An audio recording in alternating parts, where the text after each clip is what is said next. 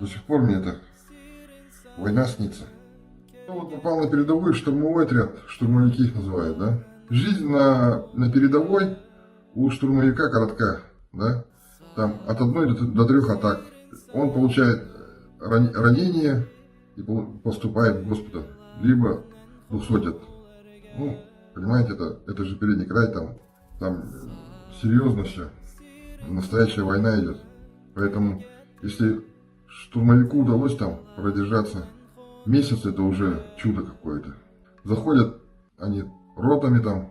Ну, вообще, там лотерея, там, как сказать, какой бы там Рэмбо не был бы там, это судьба там.